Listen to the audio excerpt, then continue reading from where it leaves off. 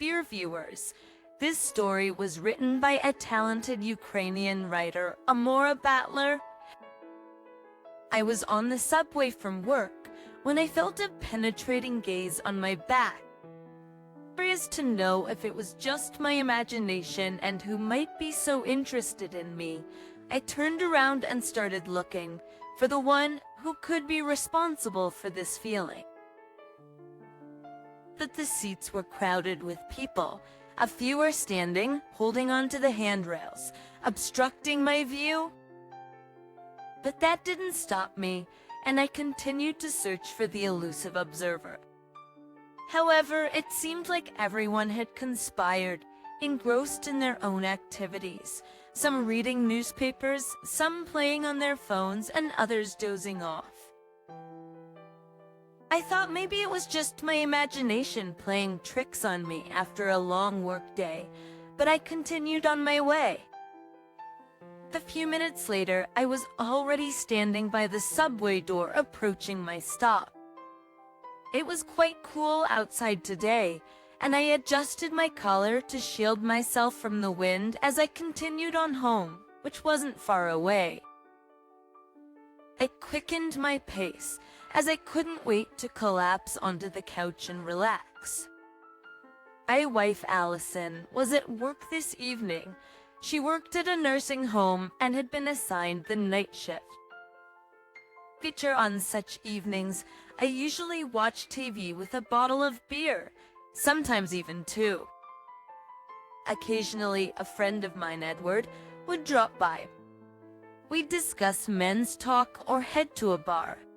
However, when Allison was home, I made an effort to give her as much attention as possible.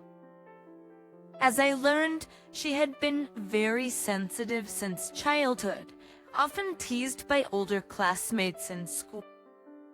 She took it to heart, and it led to her wanting to leave her hometown as soon as possible. She even developed asthma due to the stress. Later, she moved to our city, where she finished college, and that's where we met. She was in her second year, while I was in my fourth. I remember we met at the library, where she accidentally bumped into me, almost knocking me over. Our books fell to the ground, and as I helped her gather her books, our hands accidentally brushed against each other.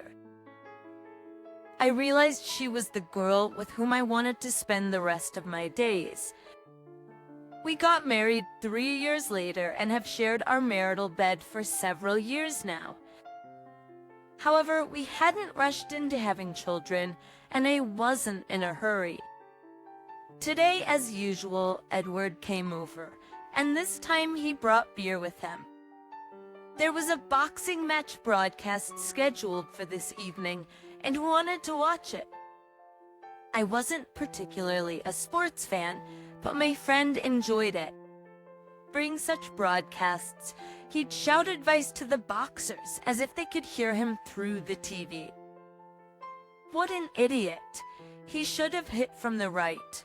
He commented on the losing fighter he was rooting for that evening, who eventually lost.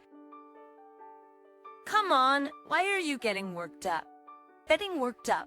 The guy is young and just stepped into this arena. He'll get his turn. Well, it was so obvious.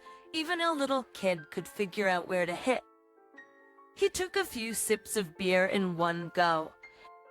He seemed so agitated, as if you placed a bet on him. Edward didn't reply. He only looked embarrassed and averted his gaze. So, did you actually place a bet? I continued. Never mind. He laid everyone out so perfectly in the last 3 rounds. He couldn't lose. It's just some crazy bad luck. That's why I never bet. Luck doesn't always side with you in this game. I was hoping for him. Damn.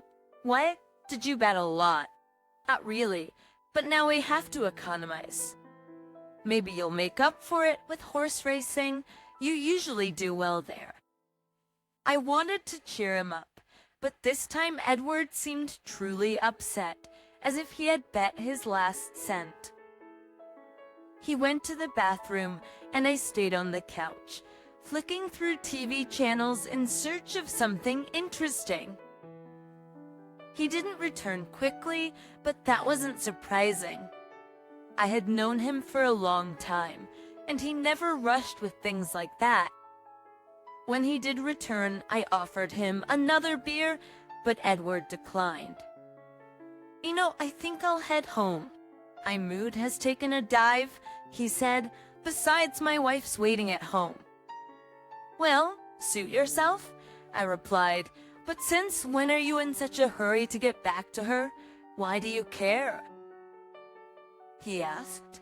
"And that's it, I'm going." His response felt a bit curt, as if I had accidentally stepped on a sore spot. Edward always did what he wanted, and even after getting married, he tried to adjust his wife to his preferences. Sometimes his behavior reminded me of those older classmates who usually picked on the younger ones, but he held back with me. Maybe he accepted me into his inner circle, or maybe because I also like to establish my own rules. However, we had been friends for many years, and he seemed like the kind of person I could trust, despite his character. When he left, I was left alone. Sitting on the couch, I wanted to watch TV a bit more, but I felt my eyelids slowly starting to close. I checked the time and realized it was already quite late. Pondering how time had flown by so quickly, I headed to bed. The next morning, I woke up to a gentle kiss from my wife. "Good morning, sleepyhead. Did you go to bed late?" "Oh, Allison, are you home already?" "Well, I figured as much when I saw a pile of empty beer cans." "Yeah, we hung out a bit. Get up, you've work soon. Don't be late. I've already made breakfast." I got out of bed and hugged her in gratitude. She always treated me kindly, and I tried to do everything to make her feel comfortable and safe. As I walked into the kitchen, there were scrambled eggs waiting for me, cooked on both sides, just the way I like it. Her voice came from the living room. I sat down at the table and began my breakfast. But for some reason, the dish seemed undersalted. I reached for the salt shaker and shook it, realizing it was empty. Utter intuition, deciding not to bother my wife with such trivial matters, I walked over to the cabinet where we kept our salt to refill the shaker. As I opened the door, I noticed that the jars were arranged differently than usual. At first, I didn't attach much importance to it. I took out the necessary jar, poured salt from it, and only as I was putting it back, I noticed that the space in the cabinet had slightly emptied. I tried to remember what had been there before, but I rarely peeked in there myself. I initially thought maybe Allison had tidied it up, but then I remembered that there was an old porcelain teapot in the cupboard where we kept a certain amount of saved money. Now it wasn't there, and I began to search through all the cupboards, trying to find it, thinking that Allison might have moved it. But my search continued, and the teapot was nowhere to be found. "What are you looking for?" I heard my wife's voice behind me. "Tell me, did you take our stash?" "I can't find it." No. "I didn't take it. I haven't looked in there in a long time." "That's strange. There was already a considerable amount in there, as far as I remember." "Think about it. Maybe you needed it and you just forgot." "Why are you insisting? You better ask your friend. He acts like he owns the place here." Edward couldn't have taken it. Why would he steal from a friend? I defended my friend, although deep down, a spark of doubt arose within me. Well, you know better what your friends are capable of. I'm sorry, dear. I think we'll find it. I approached her, hugged her, and kissed her on the forehead. I didn't want to upset her, but the missing money was troubling me, and there was no time for searching now. I needed to hurry so as not to be late for work. Our boss was generally understanding, but strict, requiring order and discipline. I worked in the data processing department, and while the job itself didn't require a strict schedule, I couldn't afford to be late. It required a strict schedule. Aku had previously worked in security, introduced a few of his own rules, which I must admit had a positive impact on our work. I hurried to my desk and managed to arrive on time. Most of my colleagues were already in their places, and the rest joined soon after.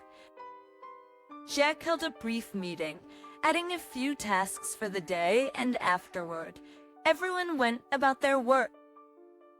As I sat at my computer, I couldn't get the thought of where that teapot with the money could have gone out of my mind. I impatiently awaited the end of the workday, and when the coveted signal finally sounded, I rushed home faster than usual. Allison was at home and called me to have dinner, but I didn't want to eat just yet.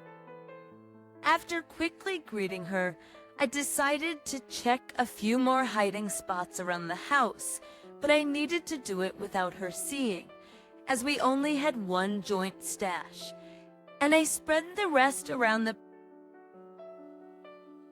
house for emergencies. Distracting Allison from the storage places, I checked them all. It didn't take long. There were only 4 hiding spots, and none of them had been touched.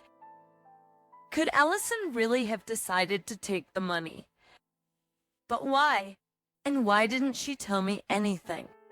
We don't keep secrets from each other, I thought. But I didn't interrogate her. After her repeated invitation to have dinner, I agreed, and we spent the evening eating a delicious meat roll she expertly prepared. Did you find the money? She asked when we were already on the couch watching TV. No, I didn't find it. I need to keep looking. It's strange how they couldn't just disappear. I can help you look, she offered. Don't worry, I'll look for them over the weekend. Hopefully, they'll turn up. Perhaps I myself moved them somewhere. Yes, deep down, I hoped for that. Help I see, but even when the weekend arrived, and I spent the whole day digging through every cupboard and drawer, the search yielded no results. Cousin Allison looked at me with such an innocent gaze that I couldn't think of her as the one who took the money we were saving for the car. Wondering where they could have gone, I wandered into the basement, unsure of where to start. My thoughts were interrupted by a phone call. Hey Blake, how about grabbing a beer today?